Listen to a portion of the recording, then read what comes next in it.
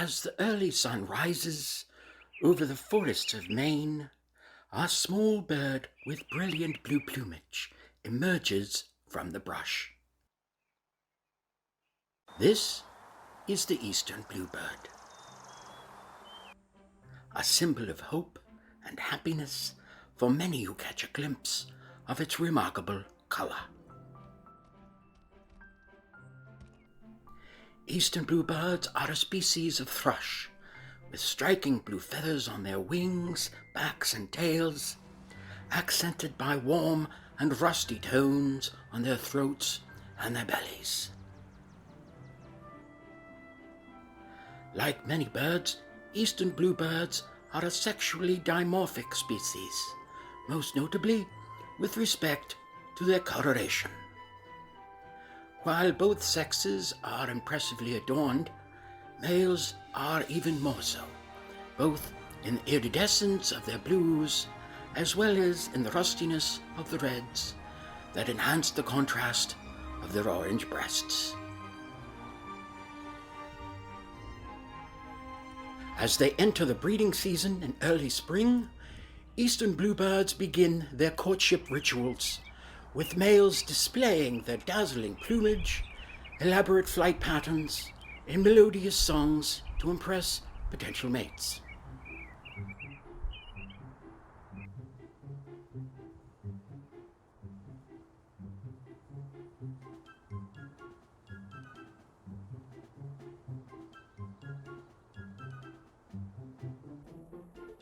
Males may compete fiercely for the attention of females, engaging in territorial displays or sometimes even physical fights to establish dominance.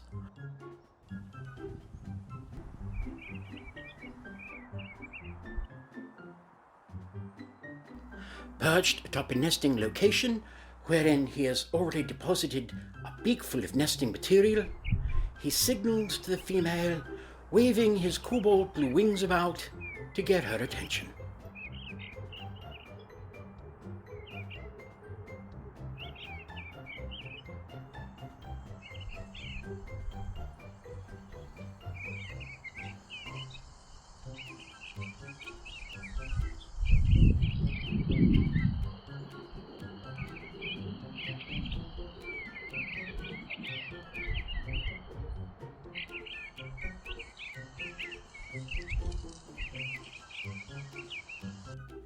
If he is successful, she will begin to build their nest, carefully selecting pine needles, grasses, and occasionally feathers to create a cozy home for their future offspring.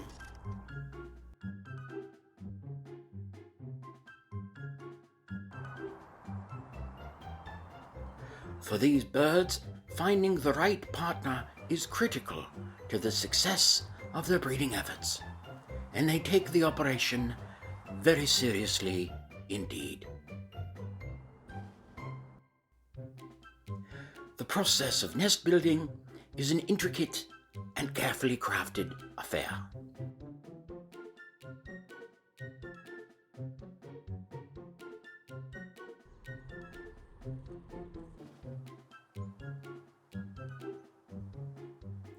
While the female is the master nest builder, the male stands constant watch and brings her frequent morsels of food.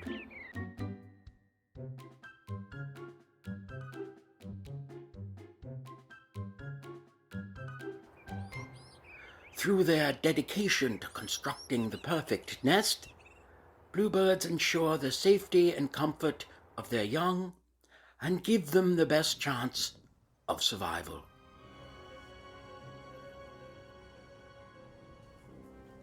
These secondary cavity dwellers, species who do not excavate their own holes, may face intense competition both from cavity nesters, including invasive species like the European starlings or house sparrows, as well as from native species like the house wren.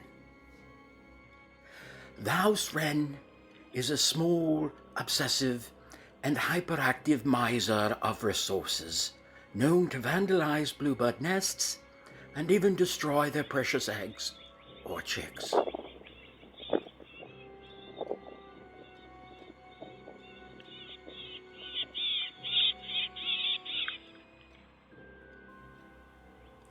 Measures can be taken to counteract the potential intrusions of these competing species. Nevertheless, our bluebird safety is at risk, both from these deadly competitors and from predators who hunt them as prey. Primary predators of eastern bluebirds include raptors, like the American kestrel, as well as Cooper's hawks and sharp-shinned hawks.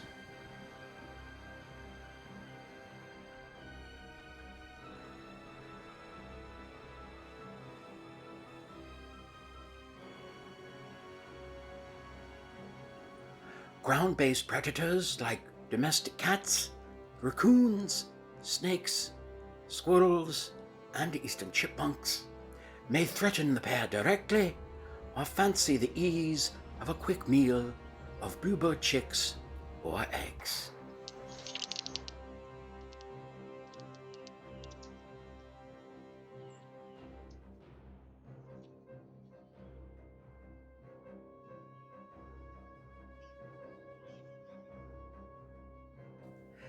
Because of this, the pair's continued success remains a delicate balance of alert competition and gentle cooperation all summer long. After a few days of intensive nest construction, the female will lay one bright blue egg per day into her clutch until there are a total of between 3 and 7.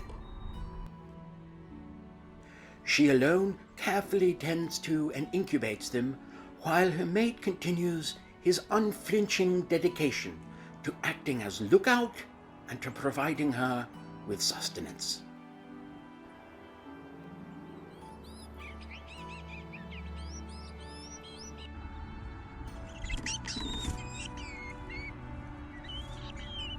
Eventually, their young emerge from their eggs, blind and featherless, relying entirely on their parents for warmth and nourishment.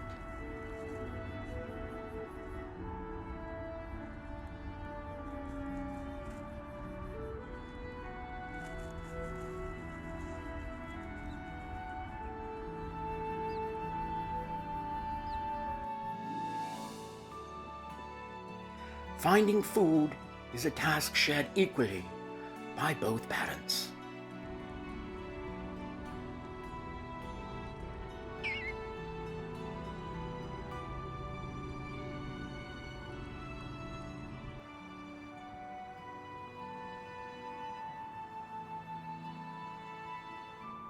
While bluebirds are primarily insectivores, the offspring are occasionally fed berries to help them maintain their hydration and supplement the hydration supplied by the berry-shaped spiders that are frequently provided.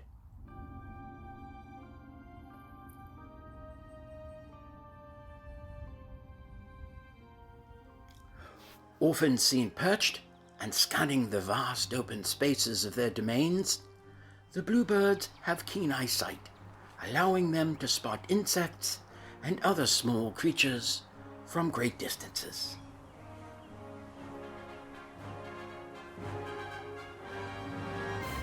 They are masters of flight, flitting effortlessly between the trees and shrubs, searching for the next meal, and with a quick dive and a snap of its beak, the bluebird secures its prey.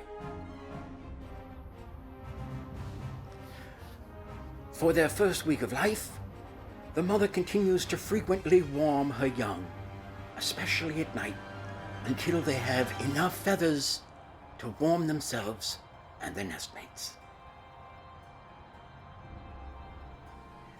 To mitigate the accumulation of excrement from constant feedings, both parents are always ready to snatch up fecal sacs from the nest and to carry them far off, high into distant trees.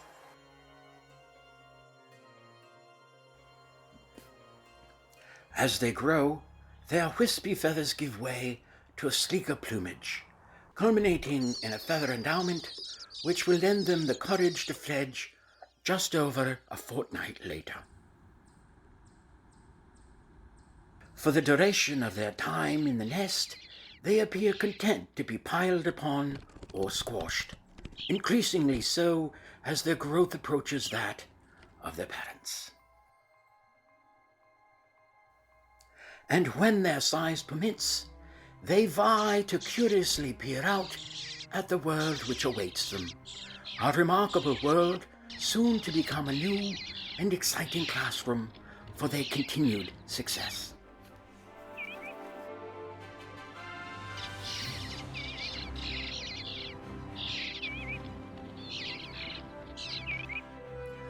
Once the young have fledged, a comprehensive education can begin.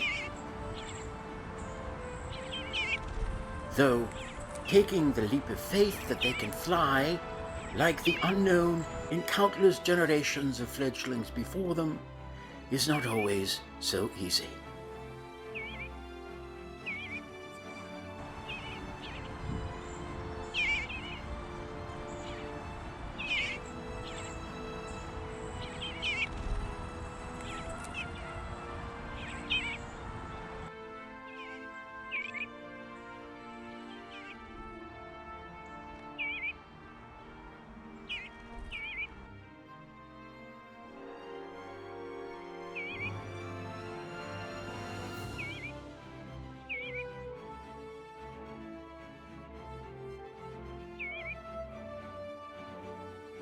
Their attentive parents will often have more than one clutch of chicks per breeding season, and so the clock is ticking to equip all of the fledglings with the skills and knowledge they need to survive without them.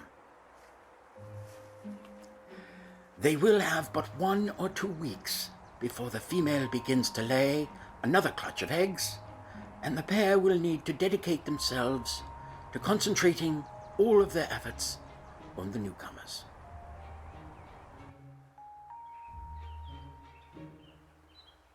Like most thrushes, the fledglings boast a speckled and spotted plumage, which likely identifies their vulnerability to territorial adults and keeps them safely camouflaged in nearby branches.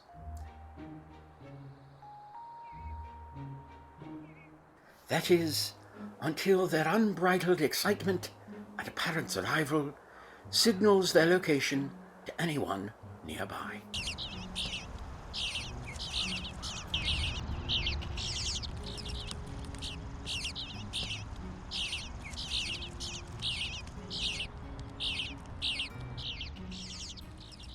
With a fluttering of wings and a distinctive urgent chirping, the fledglings' demand for food reveals their secret locations.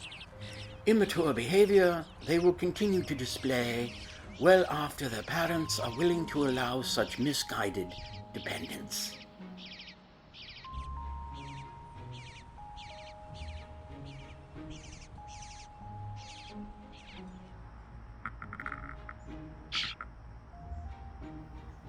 The fledglings are typical of many juvenile creatures, familiarly and enjoyably immature, exploring the world with their beaks, showing off their imperfect coordination, and even teasing their siblings with coy and playful interactions.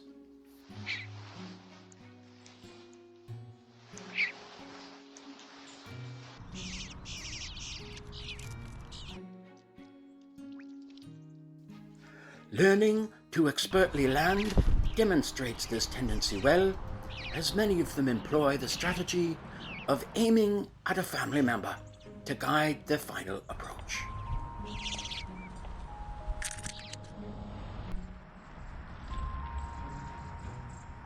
As they age, this transgression, along with many juvenile behaviors, will continue to fade.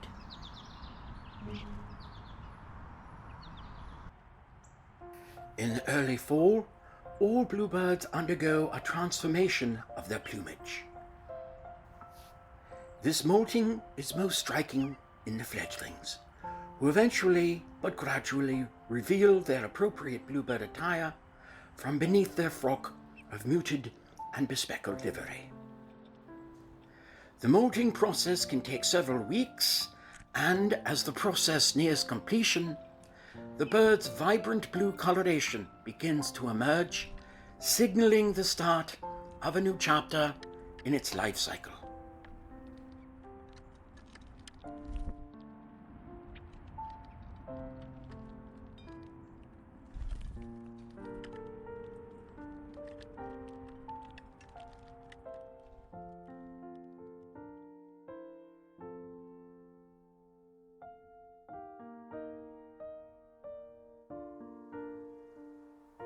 As the late falls stark trees endure Maine's increasingly frigid winds, eastern bluebirds are faced with a choice.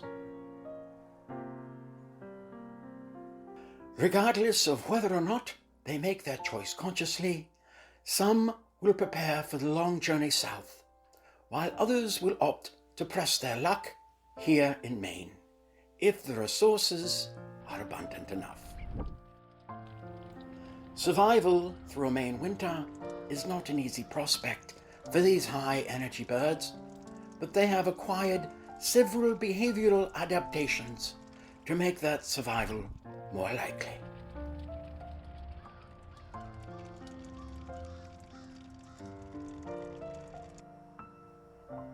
Individuals can be seen fluffing up their feathers to trap warm air close to their bodies, and if resources are unavailable or the temperature is too low, they are able to enter a mini hibernatory state of torpor.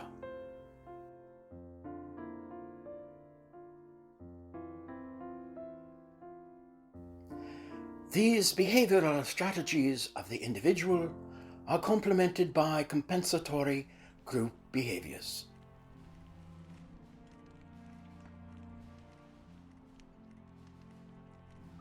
Like many bird species living in Maine, bluebirds coalesce for the winter months, often flocking in family groups containing the youngest fledglings from the recent breeding season.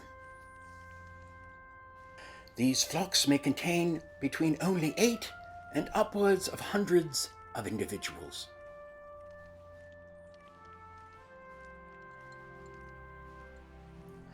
The survival mode of these scarce months reduces their territoriality, allowing numerous males and females to tolerate the presence of their rivals until the breeding season begins again in the spring.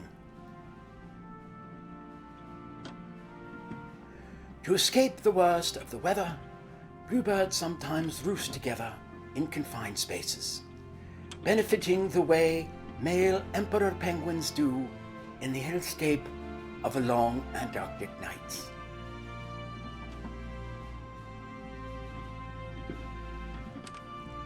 Finding food in the winter can also be a challenge, but eastern bluebirds are resourceful.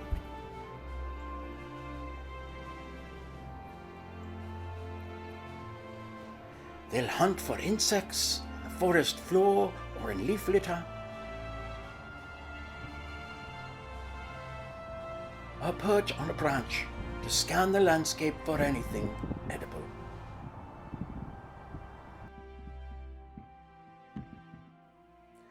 They're also known to visit backyard feeders, where they'll happily dine on mealworms or suet.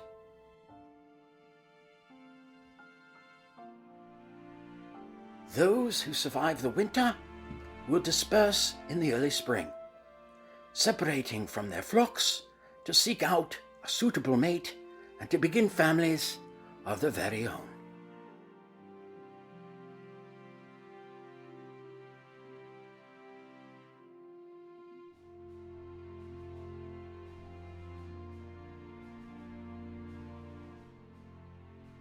I wish to thank Sir David Attenborough for being Sir David Attenborough and for participating in this production very little indeed.